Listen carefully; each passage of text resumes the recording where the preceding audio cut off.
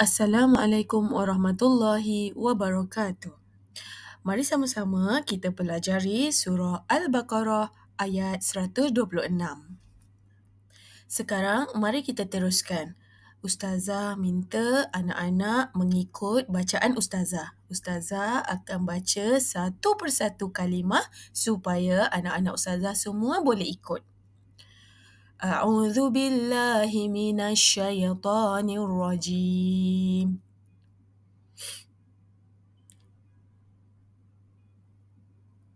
Bismillahirrahmanirrahim.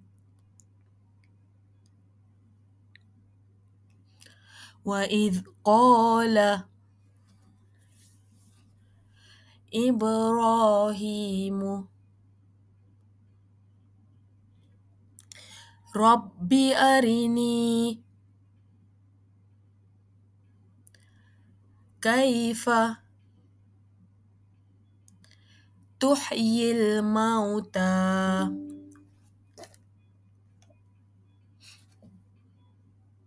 قَالَ أَوَلَمْ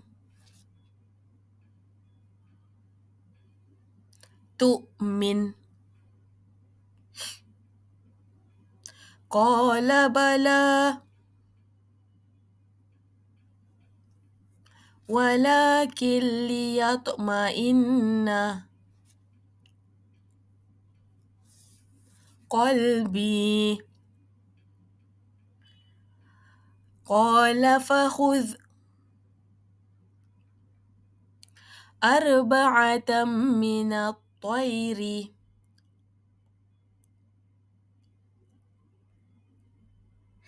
فَصُرْهُنَّ إِلَيْكَ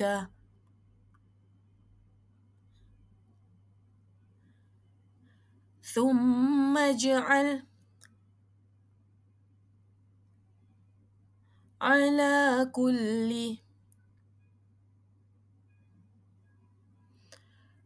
جَبَلٍ مِّنْهُنَّ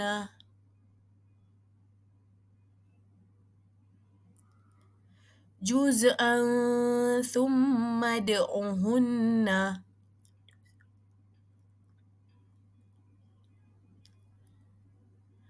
يَأْتِينَكَ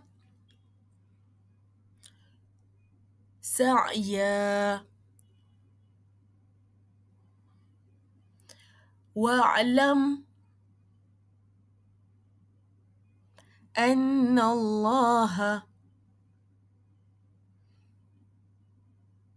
عَزِيزٌ حَكِيمٌ. Sadaqallahul azim. Baiklah anak-anak, sekarang Ustazah ingin membawa awak semua untuk mengenali apa itu mad asli. Mad asli mempunyai 3 huruf, iaitu alif, bintang yang berwarna biru. Kemudian di dalam bintang berwarna kuning adalah huruf waw. Seterusnya, dalam bintang yang berwarna merah adalah huruf ya. Secara asasnya, huruf mad asli ini tidak mempunyai sebarang tanda seperti baris di atas, baris di bawah, baris 2 di depan ataupun baris tanwin.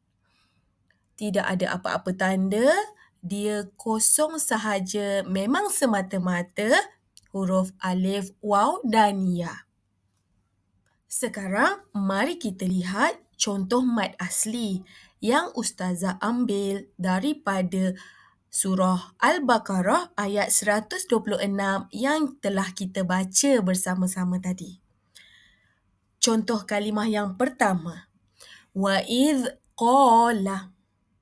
Perhatikan huruf yang dibulatkan dengan warna merah dan juga huruf yang berada dalam bulatan hijau. Yang warna merah huruf alif. Yang dalam bulatan hijau pun huruf alif. Ingat tak yang Ustazah pesan tadi? Huruf mad asli tidak mempunyai apa-apa tanda padanya.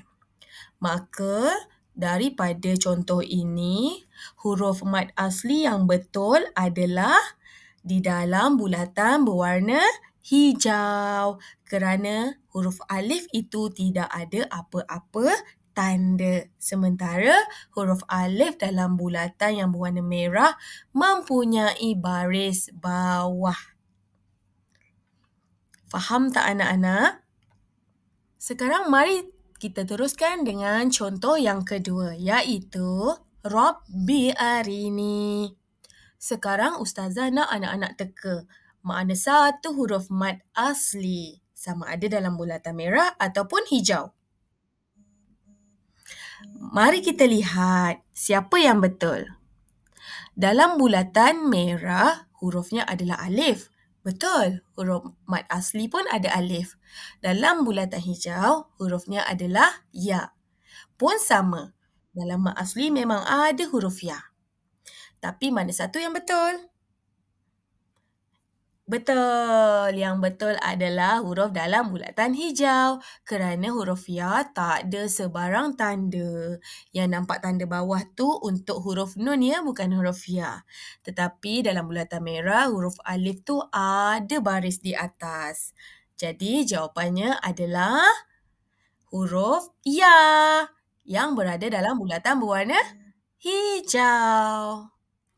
Contoh ketiga yang Ustazah ambil daripada surah Al-Baqarah yang kita baca tadi adalah Ya'tinaka.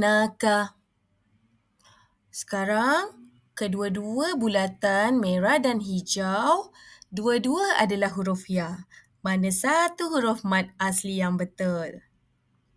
Jawapannya adalah ya dalam bulatan hijau. Kenapa ya?